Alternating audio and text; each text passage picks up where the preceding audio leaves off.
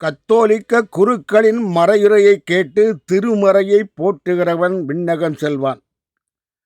கத்தோலிக்க குருக்களின் மறையுரையைக் கேட்டு திருமறையைப் போற்றுகிறவன் விண்ணகம் செல்வான்.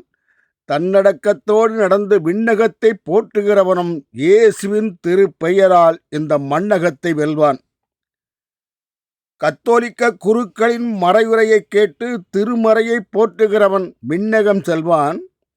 தன்னடக்கத்தோடு நடந்து விண்ணகத்தை போற்றுகிறவனும் இயேசுவின் திருப்பெயரால் இந்த மண்ணகத்தை வெல்வான்.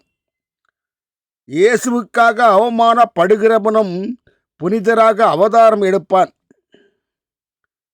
இயேசுவுக்காக அவமானப்படுகிறவனும் புனிதனாக அவதாரம் எடுப்பான். அவர் மண்ணுயிரை வாழ வைக்க தன் இன்னுயிரையும் கொடுப்பான். இயேசுவுக்காக அவமானப்படுகிறவனும் புனிதராக அவதாரம் எடுப்பான். அவன் மண்ணுயிரை வாழ வைக்க தன் இன்னுயிரையும் கொடுப்பான்.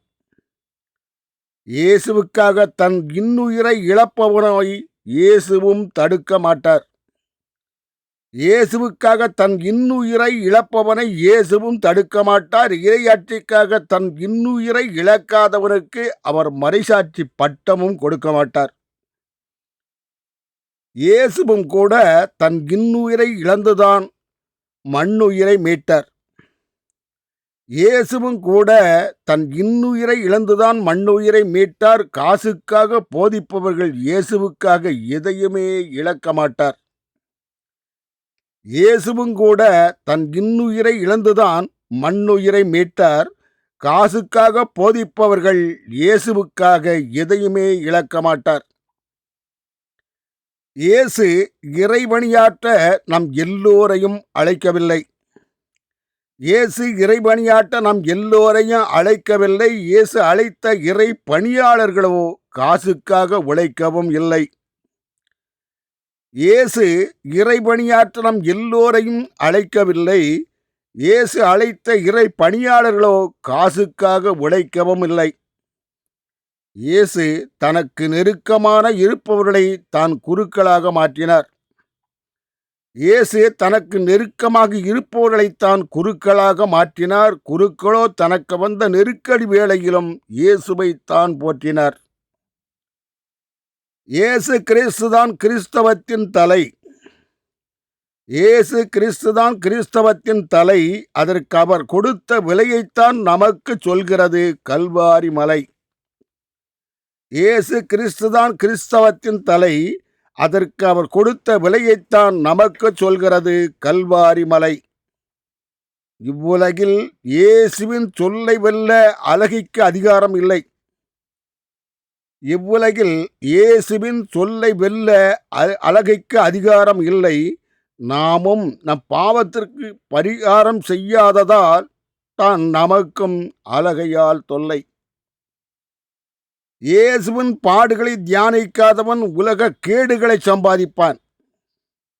இயேசுவின் பாடுகளை தியானிப்பாதவன் உலக கேடுகளை சம்பாதிப்பான். இயேசுவின் பாடுகளை தியானிப்பவனோ தேவலோக ஞானத்தையே சம்பாதிப்பான். ஞானம் நமக்கு வானகம் தரும் ஒரு கொடை.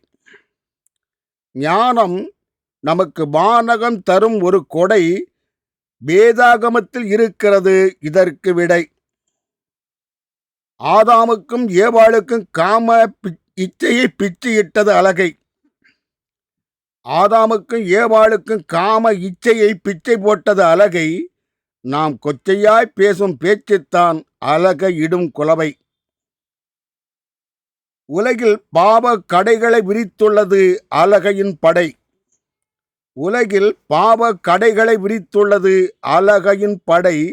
மனிதனுக்கு காசுக்கு விற்கப்படும் வேசித்தனம்தான் அழகை தந்த கொடை. உலகில் பாவ கடைகளை விரித்துள்ளது அழகையின் படை.